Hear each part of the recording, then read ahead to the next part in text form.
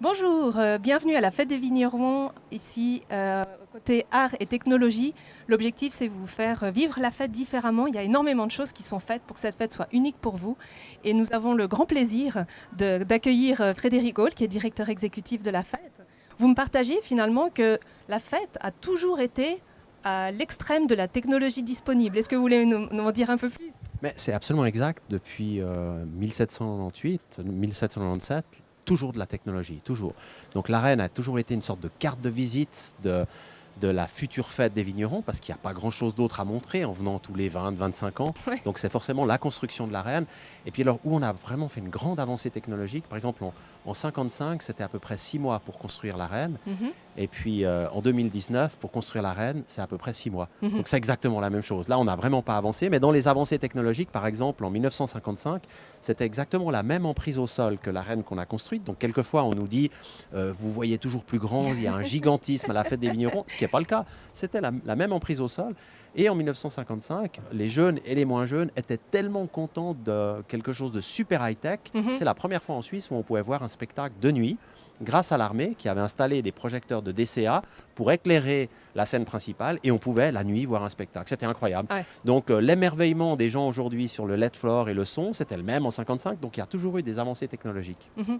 Et c'est vrai que finalement, vous parliez de l'arène, il y a une espèce de confort aussi qui est là pour l'arène, pour le bien-être du spectateur. Cette arène, une guide m'a partagé qu'elle avait la pente de Lavaux. C'est vrai qu'habitante de Lavaux, on retrouve cette pente. Mm.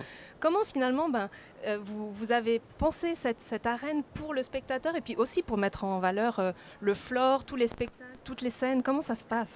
Bon, c'est l'exigence aussi du spectateur actuel. Oui. Donc on a l'habitude, on va voir un concert, on va voir même quelquefois un opéra à l'extérieur ou d'autres manifestations. Il y a des écrans, il y a des zooms sur l'action. Donc on commence à avoir cette habitude-là. Oui. Si vous prenez les premiers concerts des Beatles, je pense que les gens tout derrière n'entendaient rien, c'était pas possible. Donc aujourd'hui, les places les meilleurs marchés ou les places les plus chères, les deux ont une très bonne qualité d'accueil, Oui. je dirais acoustique, visuel, donc ça c'est très important. Mhm. Donc on a vraiment mis l'accent là-dessus, la technologie mais au service du visiteur, pas pour rentrer dans le Guinness Book. Nous en venant tous les 20 ans, on ne cherche pas à faire un record pour épater l'année prochaine du tout, c'est vraiment pour rendre le spectacle confortable. Oui, c'est vrai, vous évoquez le son. On a eu la grande chance d'échanger avec Grégor ici. Le son est absolument unique. Enfin, puis se rendre compte d'un son comme ça en plein air, vous parliez d'un opéra, un opéra en plein air. Parfois, on entend moins bien, il y a des distorsions de son et tout. Et là, c'est pas le cas. C'est absolument incroyable. C'est ce qu'on appelle le son visuel, le son qui oriente le regard vers une action.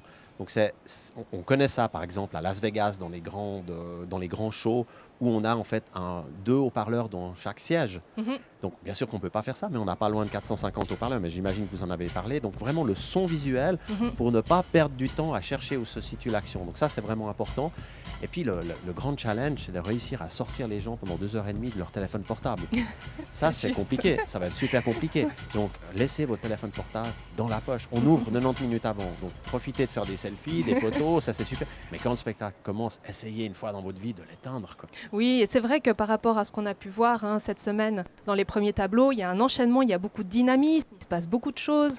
Donc c'est vrai qu'on est capté aussi par le spectacle et la technologie permet aussi d'avoir tous ces mouvements, cette énergie qui sont juste incroyables dans ce spectacle. C'est complètement unique. C'est ça, et puis c'est un spectacle contemporain, Mhm. un spectacle où il y a beaucoup de jeunesse. Mhm. C'est parce que quelquefois, ceux qui connaissent pas trop la fête des vignerons, c'est un peu la fête folklorique à grand-papa. On a des grands-papas, on a des grands-mamans, on a des enfants de 6 ans, on a vraiment de tout. On a 600 enfants, on a à peu près 1500 personnes qui ont moins de 25 ans. C'est un spectacle contemporain qui Mhm. représente son époque. Alors certes, il y a quelques morceaux très attendus, comme le Yoba, qui doivent être Magnifique. picobello Ouais, bien et on ne sûr. change rien. Mais sinon, c'est un spectacle vraiment contemporain, écrit par des jeunes auteurs, compositeurs, hommes et femmes de notre temps et de notre époque. Exact, et puis qui ont su garder le côté tradition finalement du travail du vigneron tâcheron, du travail de la vigne, tout en le transposant dans une histoire qui est juste merveilleuse avec cette petite fille et ce grand-père.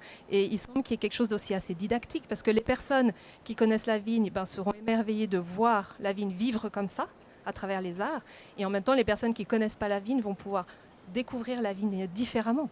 Mais c'est ça, on a pensé à un spectacle qui peut être compréhensible de tous. Oui. Ça veut dire que, à la rigueur, même si vous venez de l'étranger, vous ne parlez pas un mot de français, vous pouvez y prendre du plaisir. Bien sûr, si vous êtes de la région, en plus que vous avez une sensibilité sur le vin, c'est encore plus chouette. Mais tout le monde peut y prendre du plaisir. Exact. Merci beaucoup Frédéric pour nous avoir partagé tous ces éléments. Merci, n'hésitez vraiment pas à partager ces vidéos. Cette fête va être absolument sublime et découvrir en fait comment les technologies participent aux arts et nous apportent une nouvelle expérience, ça vaut vraiment la peine. À bientôt pour le prochain live.